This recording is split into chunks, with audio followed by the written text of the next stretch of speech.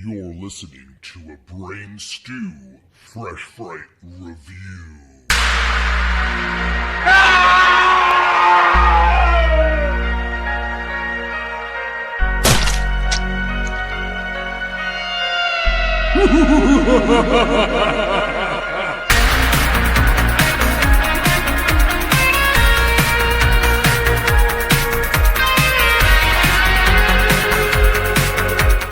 What's up, creeps? Welcome to another Epic Film Guys Fresh Fright Review. I'm Justin.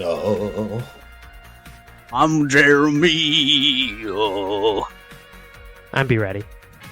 Yeah, Son of a bitch. Of course you're going to ruin the introduction. Had to be different. Damn it. Someone's got to keep this Little train on the tracks. Okay, Well, that's true. That's fair. And especially for a review of a Stephen King adaptation, you being our resident Stephen King expert, or whatever the fuck you want. Aren't you? Are you or are you not an expert on Stephen King literature? I mean, yeah, I guess I would say so in the context of this podcast. I'm sure there are people out there who know a ton more than I do. But I would say between the three of us, I definitely hate Stephen King the least. I don't hate for the man. And I hate him. I hate him. Right. You know this. So yeah, I think he's definitely somebody that I flock to more than everybody else. Well, He looked me in my eyes after I said, "Mr. King, I'm such a huge fan. I drove 6 hours to meet you. Would you mind signing this Creepshow screenplay?" And he looked at me like I was literal walking dog shit. And he stared into my soul. And then he shambled off in the opposite direction, ignoring my existence. So Stephen King, you probably maybe you'll meet another car. Those stalkers were after him, or when he got hit. Yeah, when he got hit by that car, he's like, "God damn it, I can't get away from it." Yep. Well, maybe he'll find another car. Maybe another car will find him. Or maybe a monkey will get dropped in his lap and then cause a curse. Here we are to talk about Osgood Perkins' The Monkey, which just landed in theaters last week from Neon. As of this moment, it is their second biggest movie at the box office of all time, only behind Perkins' LongLegs. So within 1 year, less than a year, he just broke records for Neon. And it's interesting to say that no one wanted to make this movie for Perkins. He said that basically for anyone who's been in the business in a decision-making capacity, the words horror and comedy, when they're butted up next to each other, is a really bad thing to read. They don't want to see that, he told the Hollywood Reporter. But he felt confident about what he had, and there was a moment where they weren't, so he had to take it and run from the initial studio that wanted to make it. And of course he went to Neon, where Neon's like, "Hey man, this is what I love about Neon and A24, and we talk about it all the time on the show. They let filmmakers be filmmakers and create their own visions, and they release it. They don't fuck around, man. It's not a committee-made type of situation with Neon or A24. And most of their output, for the most part, we've enjoyed it to varying degrees over the last few years. But we are here, and it is number 2 at the box office, only behind Captain America Brave New World, which, if you have not heard it, myself and Guest Voice Sauce reviewed it. Yep, that's the movie that's still number 1 at the box office, where Harrison Ford turns red and destroys the White House. So like every interview he gives, Harrison Ford turns red. Yeah. I mean, it's accurate. It's wild that it's still number 1 because we are living in a time where people have kind of waned themselves off of superhero movies, and everything that I've heard about the movie is that it's fine. It's fine. It's fine. And that's great, and that's cool that there are still people showing up for this thing, because I think that there's still a lot of great stories to be told in superhero films. So I'm glad that there are people that are out there still supporting it. By the way, this is a spoiler-filled review for the monkey. Absolutely. Yeah. We're gonna spank the fucking monkey to where you're gonna know everything about it. So you're warned.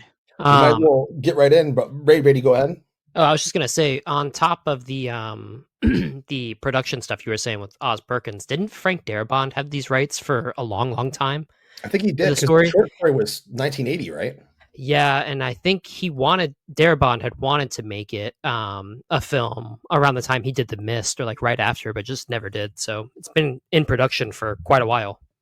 That's God, interesting. The to Mist is see. so good. It is great. Before we get into what you think about this movie itself, what I love about the release of this movie, and in connection to what I was saying about Neon and A24 and studios like that, is I'm just happy to see a movie like this getting released in theaters. I mean, especially with you look at the tone of the film, which, by the way, I think this is something that needs to be said. You guys both watched the trailer, obviously, before you saw the movie, correct? Yep. Okay. Yes. Did you at all have any indication that it was anything else other than a horror comedy? No. Okay. There are people that seem wildly confused that they're going to see a movie called The Monkey after seeing a trailer, and they walk out disappointed that it's a horror comedy. To me, the tone was very present and very obvious within the trailer, but I guess that's a thing now. Are you saying they're getting upset because it was a comedy and not just like a straight horror? Yeah. Yeah. Well, fuck them. Like that's on you for not paying attention. And I get not going into a movie without seeing trailers, because I know, Justin, you try to do that a lot. But still, I mean, from the get-go, this movie is immediately a horror comedy. And if you don't like it, then fine, that's your thing. But don't get on there and complain, be like, this isn't what I thought it was going to be. Well, I don't know what you thought it was going to be. It's an adaptation. Sure. And that was the one thing I was going to bring up to you next. You've read the short story. Mm-hmm. We'll get into it, when we open up our initial thoughts. I'd like to hear from you the differences, if you could. Oh, you won't hear it. But if there are those you'll learn today uninitiated with what this movie is, if you're listening to this and you haven't seen it, well, you're going to get spoilers through the roof. But Brady, tell them what the movie's all about. Well, twin brothers Bill and Hal find their father's old monkey toy in the attic, and then a series of gruesome deaths start. The siblings then try to do everything that they can to get rid of the toy and move on with their lives, growing apart over the years. But sometimes things come back. The biggest mistake you just made there, BluBrry, is you called it a toy. Never call it that. Never call it that. Oh, I'm sorry. I love that Stephen King has this common thread narrative of, kids going through something horrific, right? Like in It and like in The Monkey, and then it comes back for them in their adulthood. I've always really, really dug that component on a lot of his stories. Oh yeah, that theme of trauma. Sometimes they come back, literally in the title on that one. Absolutely. I think he has a deep fascination with being a child and being terrified. And I think that, for me at least, the best of his stuff that I enjoy is when it centers around childhood, because it's when we're the most scared. Being scared as an adult is like, am I going to get fired today? You know what I mean? Like, is my wife going to leave me? Shit like that. When you're a kid. Those are real concerns of Justin's, both of those. Actually, they in that order. Possibly. Okay, let's not get real, guys. All right. But because Justin's been peeing in the Batman and Robin cup at work again. Yeah. Don't tell any fan of Uma Thurman, please do not. He was like, oh my God, this works on the show. It can work at work. Oh my God. You're fired immediately. How dare you desecrate Uma Thurman that way? Actually, I would maybe I should switch it to the Arnold Cup instead. All right. I'm glad we could solve that for you. I like the childhood trauma that he presents in stories such as this. And here we have one actor playing two characters as a child, and we have one actor playing two characters as an adult. And I think that's very interesting to see. You don't see that very often these days. I feel like it would have been easier on both fronts to just find dude, the two fucking twins from Harry Potter. There you go. You just find two twin kids that look similar to them, and then you're fucking. I feel like filming would have been so much easier, but Well, there's 3 movies like this year, isn't there? There's 3 different movies with actor doing dual roles. That Robert De Niro movie's coming out. That's right. Mickey 17 with Robert Mickey 17, Sinners. So yeah, maybe it's the theme for this year. It's an interesting perspective to have in terms of presentation and performance. But I wanted to throw it to you first for initial thoughts, BluBrry, and if you could elaborate for our listeners the differences that you caught on to from the short story to the movie itself. Yeah. So initial thoughts. I guess in the context of the short story, based on the trailer, I knew it wasn't going to be really like the short story. It was mainly going to be name. Some characters were going to be the same, I'm sure, but it seems a lot gorier. Basic storyline. Yeah, Yeah. because the short story, honestly, is I reread it this morning before the episode too, but it's really terrifying. And I've been on, talking on this before, where his short stories I think are really where King does a phenomenal job. Obviously, he's got his classics, um, but the Boogeyman, not the movie, but the short story, is done incredibly well, and it's in a very contained environment. The monkey, the biggest, I mean, there's a lot of differences, but in the book, Hal and Bill are not twins with a deadly rivalry story. They're very much different characters, and then there's really no comedy in the short story itself. For those who haven't read it, the general gist is that Hal is still there, the monkey. Follows him in flashbacks. He remembers finding the monkey among his father's belongings in a storage closet. And then certain things happened whenever it clapped its cymbals, because there's that whole background where the monkey in the short story is actually the cymbal banging one. But because of Disney, the They movie couldn't that we use the just got, cymbal monkey. They yeah, had to use the drums. they had to use the drum, which I thought What was is it? cool. I liked the drums. Yeah, I like the drum better. And you know the story, Jeremy, about Disney and Toy Story 3 and all that? Okay. No, I don't. So Toy Story 3, there is a monkey, a toy monkey, the cymbal banging one. And because of Disney and Disney rights, they could not use this one, that same So one. they copyrighted like a fucking ancient ass toy for Toy Story? Essentially. Yeah. Okay. But I'm glad, actually, because I not to cut in or anything, but I thought that the drums were way more unnerving. The way that the arms would go up slowly and then bang on the drum, that's way scarier. Or how the I drumstick agree. would spin. I liked that too. Yeah, I liked that a lot. That was cool. But in the book, there are things that aren't quite as outrageous that happen. So, like Hal's childhood friend falls out of a treehouse and dies. His Aunt Ida's cat gets run over by a car. So then Hal thinks that the thing is cursed and then throws it down a well. Decades later, the monkey resurfaces. Hal gets really unsettled. Then he takes his family, Hal and his son Petey, to Crystal Lake with the monkey. And then Hal takes a boat out, throws it into the deepest part of the lake, and then on is his it really Crystal Lake? Mhm. And this is pre Friday the 13th.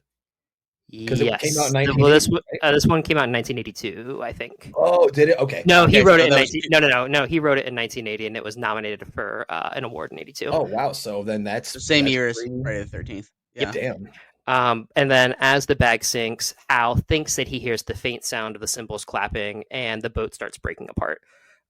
He manages to swim ashore safely, and the story ends with a newspaper clipping showing that hundreds of fish in that lake have died as a result. So pretty cool stuff. With this movie, initial thoughts are it was just a really fun time. I went into it thinking that it was just going to be something that you kind of strap in and enjoy the ride. It was going to be that loose adaptation. And sure enough, it was. Theo James, I think, did really well in both roles as kind of that audience surrogate with Hal, and then also as the foil, I guess, with Bill. I thought that the gore was so fucking fun. Over the top. Some minor gripes with how much they relied on the effects, because with a movie like this, you're just going to run into that. But I thought it was efficient overall. It did what it wanted to do. Justin, you already talked about it. Oz Perkins had already come out and said that, he has dealt with some of the most traumatic experiences with death between his mom and his dad. His dad, dying of AIDS-related pneumonia in the most public way possible for a kid to have to deal with, and then his mom was on a plane that hit the North Tower on 9/11. Yeah, 9/11, which is absolutely Wow, I didn't know that. Yeah, so he is basically just like, I kind of had to, in his own way, embrace that death just does not spare, and it happens to everybody, and life is fucked up, and that's what you get with this movie. So that was my initial thought. Awesome. I'm going to throw it to you next, Jeremy. What were your initial thoughts on this thing? So I watched the trailer for this and thought, like, yeah, this could be a lot of fun. It doesn't necessarily look like my thing, but instantaneously an Oz Perkins fan after watching LongLegs, and it looked like a fun time. So I was down and on board for it, and you know, the movie is a good time. The movie's a good time. It's fun. Um, I have an alternate name for this movie, and it's Final Destination, and then the subtitle is The Monkey Toy. Because that's basically what this fucking movie is its Final Destination. Like, the monkey, instead of it just being like you cheated death and now death is after you, like the monkey is death and death is after you. And people die in elaborate, over the top, insane ways, the same that they do in a Final Destination movie, which, by the way, that new Final Destination quote unquote trailer, which it's literally just a scene from the movie. Yeah, it's just a teaser. Which is brilliant marketing. Brilliant Sure. marketing. But for me, I'm like, oh god, it's the same thing over and over and over again with these Final Destination movies. It's just formulaic, right? Group of kids cheat death. Death comes and starts trying to pick them off one by one in wacky ways, right? And that's what the monkey is, man. It's like, throughout the entirety of the movie, it's just kind of setup after setup for the next kill. And I appreciated the comedy, and I appreciated some of the complex scenarios and sets and death character deaths in the film. But for me, I was okay when the movie ended as well. Like, it wasn't a movie that I was like, oh fuck, I'd watch another hour of this. Like, by the end of it, I was like, all right, it's time to start wrapping this up now. Sure. That's very fair.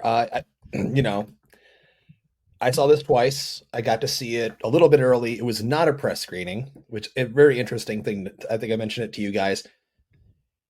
Neon decided to screen it for regular general audiences before they showed it to critics, which I thought was a very interesting thing to do. So I just said, I want to see it as early as possible. And I saw it at the regular general moviegoer screening at Dolby, at the Dolby Cinema in Tyson's. He sat with the peasants. Listen here. I sat with the peasants again when Faye screened it on Friday night. But I will say, mouth breathers, a lot of them. The movie played so fucking crazy at the screening Friday night that Faye did for Central Cinema. That audience was roaring at this thing, and I thought, man, this dude was like having an asthma attack. It sounded like it was like, I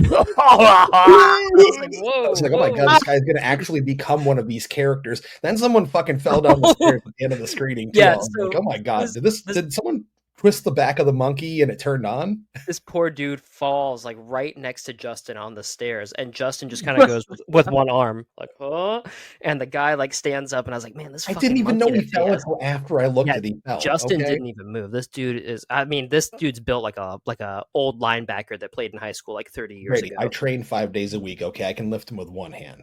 Right. I wasn't saying anything about that. Tell me when he hit the ground, he did the. No, when he hit the ground, I was actually kind of hoping he would slide down a few more steps, but he actually just like he went and just like. It's funny because this movie has like very deadpan sense of humor, very almost Three Stooges level in some instances, and that fall down the stairs was pretty much like a Three Stooges bit. But he did say when he looked at me, Brady, he was like, "I'm okay." So I was like, "All right, I'm not." He wasn't even actually looking at Justin; he was looking off into space. He's like, I'm okay. Theater lights just back here. Dude, I can't think of somebody falling without thinking, and don't name the name, Brady, you motherfucker, without thinking of one of my friends that had the worst, like, embarrassing experience ever meeting Kevin Bacon. Like, oh yeah. I have a buddy that, fucking amazing guy, I love to death. And he was like, dude, I see you've met Kevin Bacon. Like, I love that guy. Like, I would love to meet him. If there's ever an opportunity, let me know. So Kevin Bacon was coming around, and I told my buddy, I was like, dude, Kevin Bacon's coming. You want to go? And he was like, I'm fucking in. So we go, and it was fucking freezing, dude. It was upstate New York, like in the middle of like February, dude. It was like so frigid and cold, and we're waiting outside of this music venue for hours, where both of us are like frozen solid, bro. And all of a sudden, I see the SUV coming down the street, and I told my buddy, I said, look, that's going to be him. There's the door that he's going to go in. I said, I don't want to wait up there, because then it's like we're like really all up in his space. Like, let's stand here at like there was like 3 steps, and then there was the little platform where he was going to get out and walk into the stage door, right? And there was nobody else there. It was just literally me and my friend because it was fucking freezing, and everybody else was like, "Fuck that shit." And so SUV pulls up, door opens, Kevin Bacon gets out. So I'm like 3 steps down from where Kevin is. And I said, "Hey, excuse me, Kevin." And he looked right at me and I said, "Would you mind signing an autograph, man? We're big fans." And he goes, "Yeah, sure." And so I boom, boom, boom, I walk up the 3 steps, no problem. And right as he's signing the item that he's signing for me, I just hear a thump.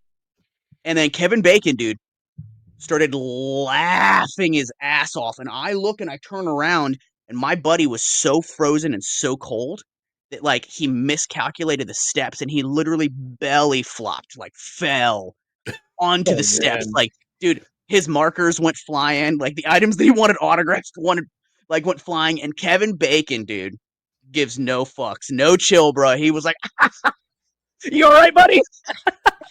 Was laughing, and my buddy was like, "Oh, I'm sorry. I'm so nervous. I'm so nervous." So he's like picking up his shit.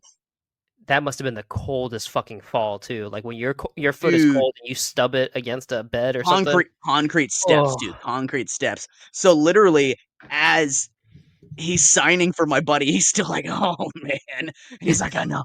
I'm so embarrassed. I'm so embarrassed." It's a great story though. You can tell it to your kids later, you know? Man, I belly flopped in front of Kevin Bacon. And he laughed his ass And he off. laughed his ass off.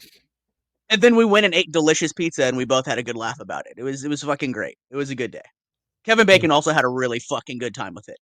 He's like, apparently when he's like not making movies or like playing music, he's just watching like videos on YouTube of people falling, and he's just like, "Ha, this really gets me." He's always looking for your friend. He's like, "I know it's got to be on here somewhere." Someone filmed that shit. There had to have been security cameras or something. He's like checking all the CCTV footage. It's like Eagle Eye with Shia That was LaBeouf. a good one. That was a good one. But yeah, anyway, sorry, Justin. I didn't mean to derail about that guy totally falling, cool. but yeah. No, it's the guy falling was funny. And then I derailed it further. Yeah.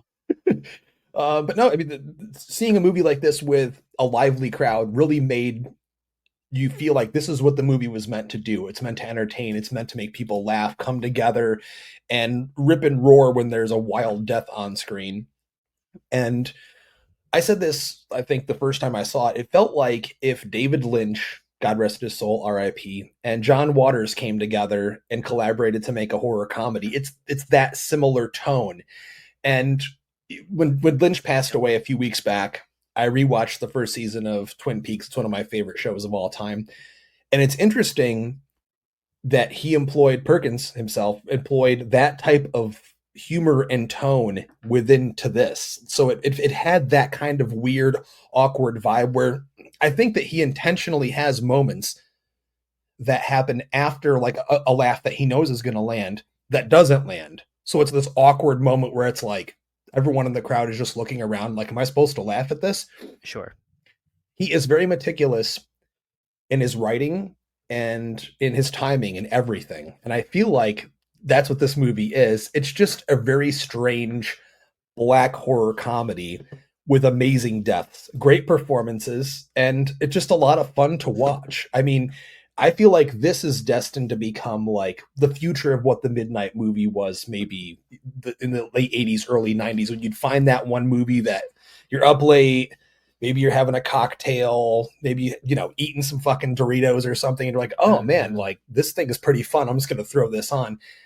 But yet the movie still has thematic weight and heft to it because it's dealing with some serious subject matter. But it's playing with it in a way where it's just hilarious to watch. It makes you forget about, in a weird way, like how serious the theme of the movie is in terms of like childhood trauma. And yes, I know people, I've actually had someone reach out to me recently, Jeremy, when they were like, I'm sick of trauma. I'm like, Jeremy, I don't know, you must have mentioned that on an episode, or I was like, well, I guess all there is trauma in all horror in some sense. A24 is like fucking famous for like, okay, like Grief. you look at the movie Men, and there was that horrific like suicide, maybe accidental death, and then Lamb, there's a horrible tragedy, and it's like, dude, every A24 movie is basically a setup for like something really bad happens at the beginning of the story, and the characters are already grieving when they have to go through this other thing. Sure, I get it, and I know we talked about it last year, where like supernatural stuff was starting to rear its head back into the into the category a little bit over the trauma stuff. But back to my point, though, I really enjoyed The Monkey. I think it was just a really fun time, and of course, seeing a movie that marries practical effects with CGI, because a lot of the gore in effects is CG, but we see some practical stuff too as well. From the 1970s aesthetic, there's so much wood fucking paneling in this thing. It's not even funny. I just liked the aesthetic of the movie. I liked the tone of it. I will say, and I'm going to jump into this now, I know people talk this way now. Okay. I know that young people say fuck every other word. I mean, we cuss on the show quite a bit. In the past, even a lot more. But I am honestly sick of dialogue constantly having fuck every sentence, especially in the opening of the movie where you have Hal and Bill as kids. I just got really turned off by a lot of the dialogue. I'm sorry, I can't, there's nothing else I can say about it. I get what you're saying. Old. I get what you're saying, 10 but minutes of it. I thought it was good when they were kids, because when I was like 15, 16 at fucking Mennonite school, any chance I got out in that cornfield away from the school with my friends to just drop fuck as many times as I could. It does make sense. I know. Yeah. And Jeremy, you can attest to this too, because what was it, 1999 in the opening of the movie? I'm pretty sure it was. Yeah, it was. I was a freshman in 1999. I think they nailed the period pretty fucking well in terms of like, the wardrobe, what the kids looked like in school. It just had that vibe where I'm like, okay, they nailed it. Absolutely. Dude, everything that Bill wore as a kid was just cracking me the fuck up. The flames. Flame button up. My mom definitely bought me a bunch of shirts like that I never ever wore, but like the really gaudy button ups with like the huge flames. They had Janko stuff going on. The long sleeve shirts underneath the t-shirt. Yep, he had the bowl cut, it was the hair combed down the middle bowl cut, which is what I kind of had in like the late 90s. I didn't have like the straight bowl cut. It was just like the Devon Sawa thing. Yeah. That had a whole generation in a chokehold. Casper came out and all you motherfuckers were like, man. Absolutely, dude. Mm-hmm. No, definitely. I rocked that shit until probably 8th grade, then I got rid of it. You don't really see much of it anymore. What, the bowl cut? No, the curtains, like the curtain bowl cut. Oh, the curtain bowl cut. I don't know, man. It started to come back like a year or two ago. I don't know. I saw that. Yeah, I was like, "Don't you do it? Don't you do it? You better not." Some things should just stay in the past. Some things are buried. What's the line from Pet Sematary? Sometimes dead is better. No, the best quote is, "It's that dumb road. Don't go down that road. It's that road. Lois." Okay, let's mention this right now. The movie takes place in Maine. I didn't hear any Maine accents in this. I kind of heard, what's his name? Rowan Campbell. It sounded like they were trying to give him a sort of an accent, but it almost sounded more like Bronxy. When did you find time to go and shoot this movie? Shut the Seriously. Fuck up. And they gave you that terrible Joey Ramone wig to wear too? Here is like the roller coaster of emotions that I went on through this movie. First cameo is Adam Scott, and I was like, "Oh fuck yeah!" I've been watching Severance lately. Dude. Love Adam Scott. Love it. And then there was I forget her name, but Levy, Eugene Levy's daughter, who played in Schitt's Creek. She plays Aunt Ida, but she showed up. I think it's Sarah Levy. And then you get fucking Rowan Campbell, and I was like, you gotta be shitting me. And I looked immediately at Justin's seat in front of me, and he turned around and started pointing at me, and I was like, shut the fuck up. Because apparently your wife didn't know that there's that connection that, people... She did know. I told her. Oh, okay. Yeah. Well, she seemed surprised by it, but for some of our listeners that may not know, some of our listeners, when Halloween Ends came out, thought Brady looked just fucking like Rowan Campbell's character, which I can't even remember. You can see it a little bit, bro. Corey Cunningham. Yeah. Oh, dude. Even seeing him in this movie, even though he's a great actor, right? Like, and he served the movie really well. Still seeing him, I'm like, motherfucker. Yeah. Like, you're in the biggest piece of shit Halloween movie, and they gave you the most prominent role. And so I just hate you personally now. Like, I don't want to see you in anything. Like, Yeah. you sealed your fate for me. Well, dude, seriously though, look at the fucking wig they made him wear. It is legitimately the worst wig I've probably ever seen. It's worse than Jamie Lee Curtis's wig in Halloween 2, man. Like, Because it was it's supposed to that be level. modern day when you see him. So I was like, this doesn't really fit in 1999. It doesn't really fit now. Like, what are they going for here? But I guess he's just a burnout. Well, dude, it's totally a Joey Ramone. It's a Ramone's haircut. Well, yeah. But I mean, like, timeline wise. Yeah, I don't know. I have no idea. But I mean, I do love that the movie, obviously everyone has cell phones and shit, but it plays with, you know, the aesthetic of the look of the houses and everything. So it's got this 1970s vibe, even down to the color scheme of the movie, which I really appreciated, that harkened back to, I think, the majority of King adaptations that we all know and love, or at least remember from like the midnight movie shit that we would watch. Mm-hmm. And also, what I did like about the tone of the movie, I did want to bring this up, is that it is intentional to have it be deadpan and also slightly campy. But I think what he's trying to do is capture some of the lesser quality King adaptations that we've seen.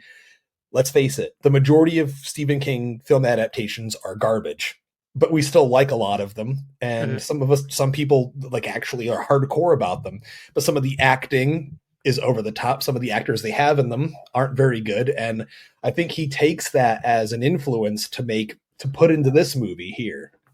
Oh, for sure. I also think that it was a good choice to tonally go with it being more like horror comedy. One, because with the abundance of haunted objects / haunted toy, don't call it a toy, movies that we're getting, you kind of need to set yourself apart. You can't just have another Annabelle. You can't have another Child's Play, right? So I think that was a good move. But also, like you're saying, to kind of harken it back to this midnight movie, this schlocky 80s, late 80s, early 90s cheese, Stephen King stuff. Like, I think it goes really well. I know the original script, he said, was super serious, and that's why it launched into, like you were saying, going to neon and everything. But he, Perkins knows what he's doing, and the way he's approaching LongLegs, and then even during the LongLegs press leading up to, the monkey press, he was very adamant, very upfront, saying, hey, it's not going to be the same type of thing. Like, do not go into it expecting the same kind of movie. And I'm kind of glad, because, if we had gotten this movie, The Monkey, as bleak as the short story wants it to be, I think it would have been too much. I think it would have been way too crushing, way too bleak, and you would have left the theater being like, I don't really know. But to Jeremy's point, I also feel like towards the end of it, you're like, all right, this is kind of a one-trick pony thing. Like, I get it. I'm here for it. I like that people are dying in the goriest ways possible. But, I don't know that I could watch a 2.5 hour long version of this. So I think they ended it when it needed to.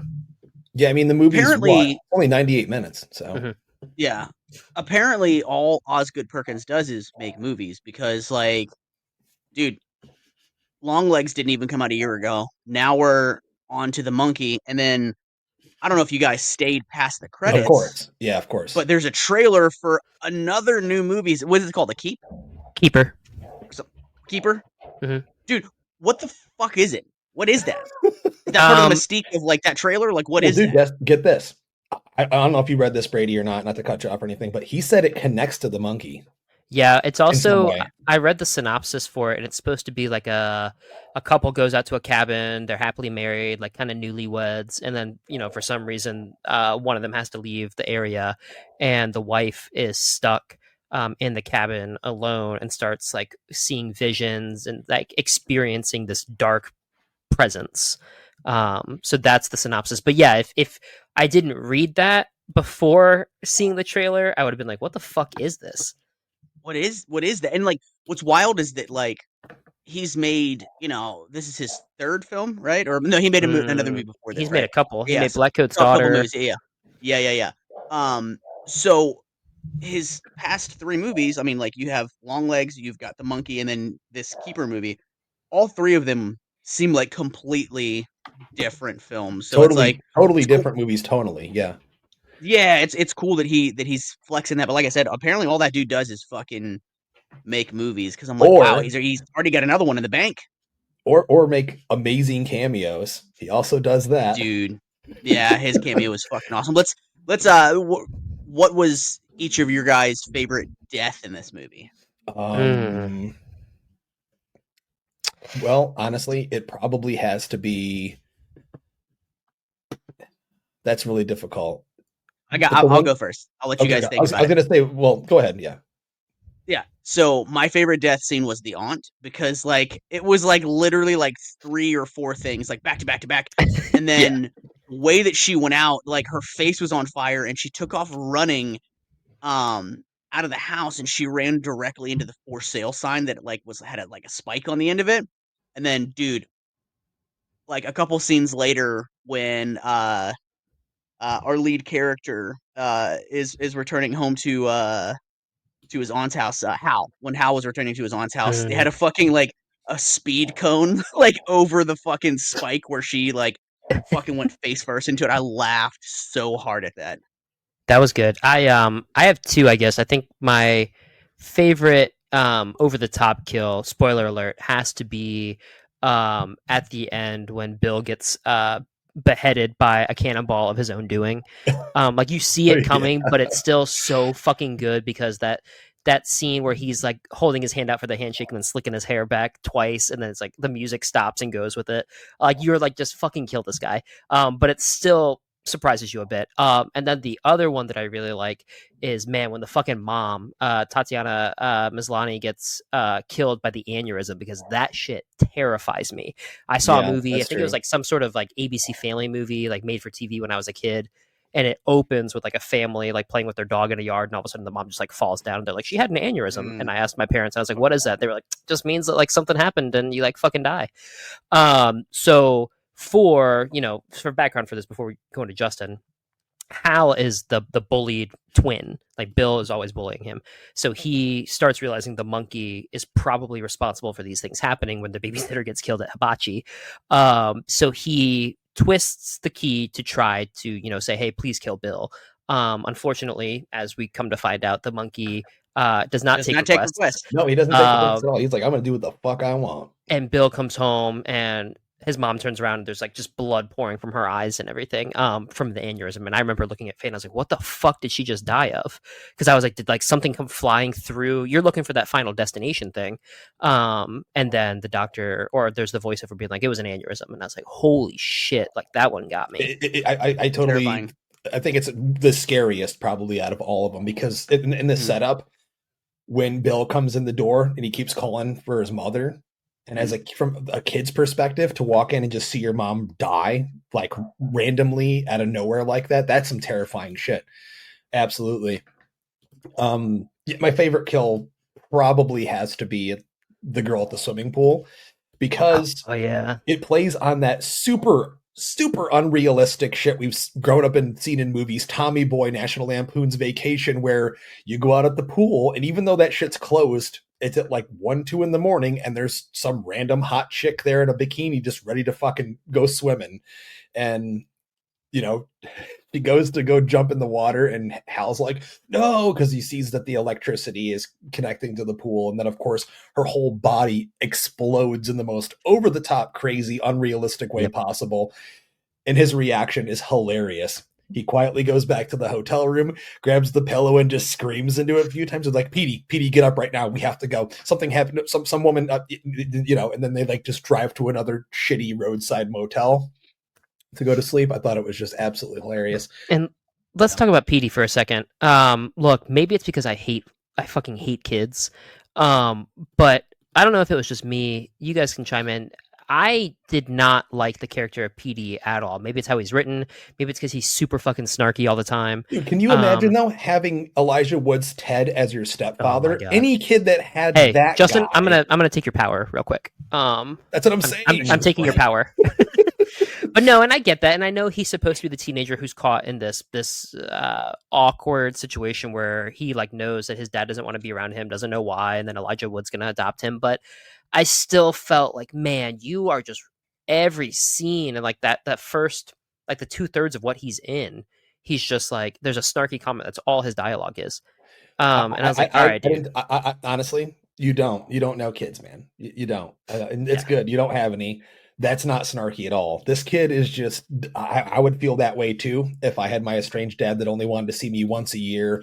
Especially, I don't know how old he's supposed to be. He's supposed to be like, what, 14 or 15 or something around Yeah, there? around there. Yeah. Like, that's the age where absolutely you're like the most unsure of yourself. You know, you're right. You just hit puberty, but you're still in your weird adolescent phase. I didn't take him as being like a dick, but I think that in modern day films, teenage angst comes off more of like it's an annoying kid than the movies back in the 90s where like teenage angst, you would connect with that character because you were that age. I don't know. Maybe it's just a different thing. Jeremy, did you find him annoying or bratty? No, I felt him to be on point with like kids of that age now. Yeah, exactly. So yes, Brady, It's just me. That's fine. He sucked. what you're doing is you're trying to take it out on all those broccoli heads that you see at the gym that you can't stand every single day. I'm gonna go up and be like, "Stop being snarky!" And they're just gonna be like, "What are you talking about?" Technically, he's rocking the broccoli head here as well. So, but I really didn't have any problem with him. Again, going back to Theo James, he really makes the movie. I thought his character of Hal is fantastic, but him as Bill was so fucking funny, dude. So good. The Was this haircut. your guys' first? Was this your guys' first experience seeing him in something? No, he was in White Lotus season 2. Yeah, I saw him in. I was gonna No, say, dude, he was fucking incredible in that. I had to see the Divergent movies, so no. Oh yeah. But No, I mean, and he was, he's a very different character in White Lotus 2 than he is as either Hal or Bill. And I think he did great. I mean, the scene where you're doing the voiceover for Bill to figure out what he's been doing the past 25 years, and he like sews the suit that he wore together with the red flame shirt. That was so good. So great.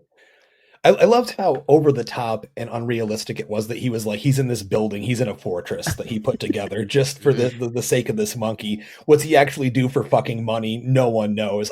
Who cares? Mrs. But Monkey. did you find that scene to be in a way like an exposition dump? Or I mean, I didn't have a problem with it because when it gets to him, you're like, well, where has he been? He's kind of like this mystery once they're adults. And then there's the moment where he takes over the voiceover and kind of explains where he's been. I thought it was well suited because otherwise you wouldn't know where he was, and his whole dedication to the finding the monkey thing.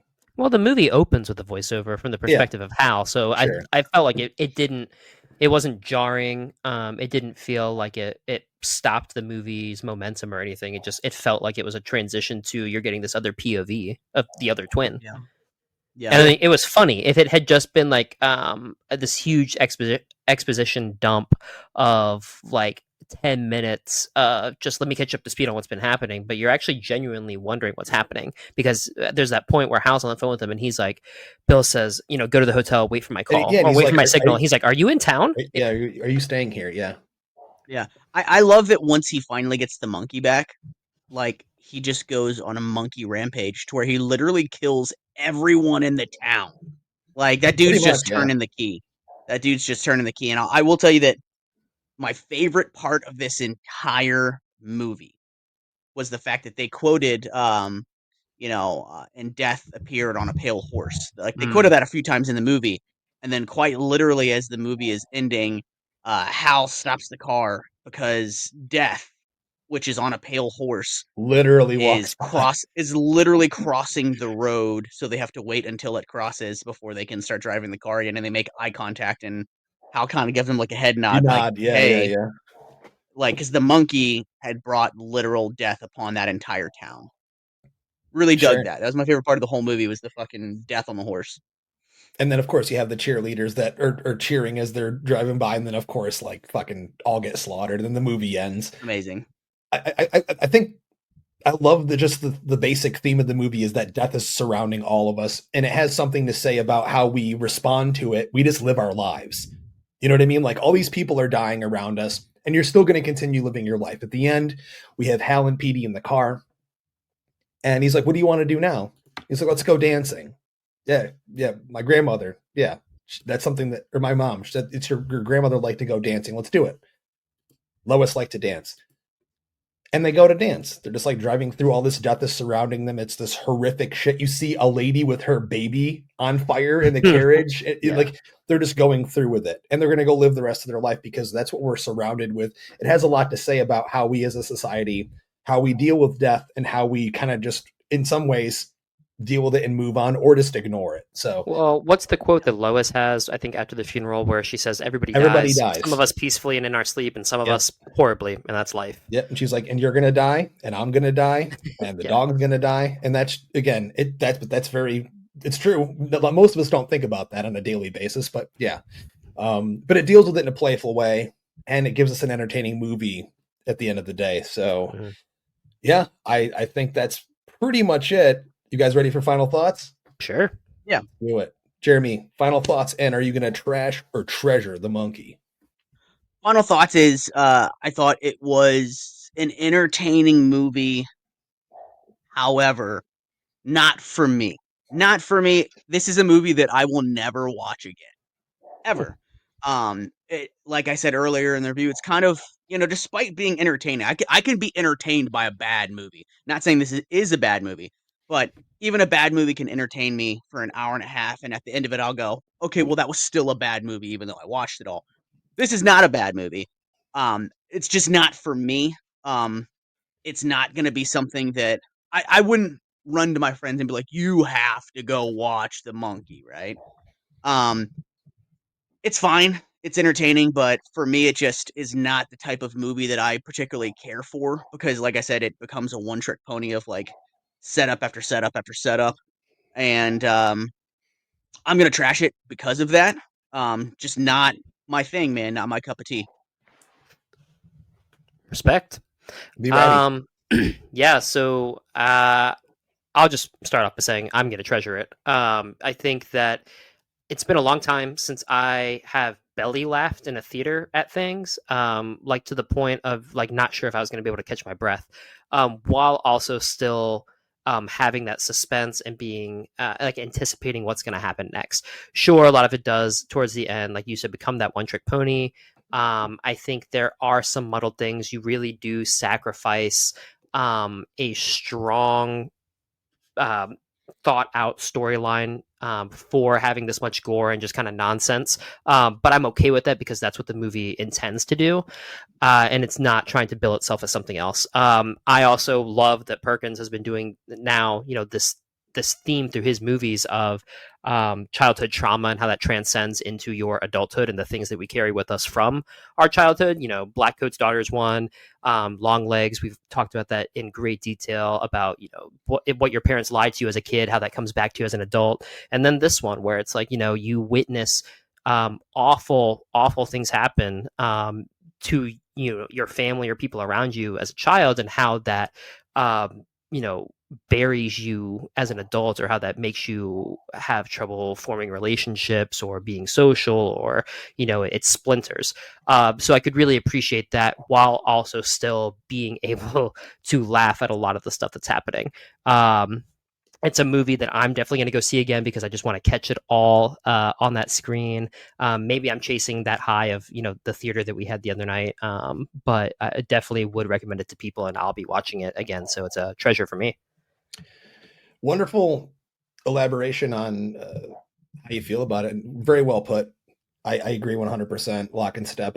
Seeing it a second time, it absolutely, once you know what's coming, yeah, sure, it does remove a lot of that mystique and mystery about what's to come from it. But it's just an entertaining time, and it's hilarious, and still has something to say while just being an entertaining fucking movie. It's short. It's 98 minutes long. I would absolutely recommend it to anybody. If you like a good horror comedy, it's absolutely more comedy than horror. It's not frightening in any way, but it does have moments that will make you unnerved, uncomfortable. But at the end of the day, it's just a blast of a time. And to your point, Jeremy, I know what you're saying. Set up, kill, set up, kill. That's like slashers to me. That's why I love this too. I also love the Final Destination movies, which I think this is much more topical. Obviously, there's a lot more to say here, but hey, man, I'm all here for it. Like, give me more of this kind of movie, because who else is making these? Fucking nobody. Literally, we haven't had one of these. And at a time where for a long time all we had was like haunted house movies, shitty Blumhouse movies churned out every couple of months. It's a breath of fresh air to have a visionary filmmaker doing something different. And to both of your points, not everything works in this movie, but I do think most of it does. And at the end of the day, I would watch it again. Absolutely. It's one of those party movies where throw it on late at night. Hey man, if you have a cocktail, do your thing, enjoy it. So that's it, ladies and gentlemen. 2 treasures and 1 trash for the monkey on the Epic Film Guys. Thanks so much for listening to this Fresh Fright review. If it's your first time, thanks for checking us out. If you've been a long time listener, we love you so much. Thanks for sticking with us. We are available on every single podcast platform known to man. And of course, we're on social media at Epic Film Guys, everywhere you can possibly find us. I'm screening Fede Alvarez's Evil Dead from 2013 at Terror Tuesday good. on the 25th at Alamo Drafthouse DC Ashburn, and it will be also screening at Alamo Bryant Street and Alamo Woodbridge. So if you're interested in seeing that on the big screen, it is quite a rarity. I don't think many people have screened it since it came out in 2013. Come out and have a blast with us. But that's it, ladies and gentlemen. Thanks so much for listening to the show. I am Justin. No. Feeling like a roll that the money gave me on my birthday deathbed. Jeremy. And I'm Be Ready. And as always, we'd like to ask you to keep it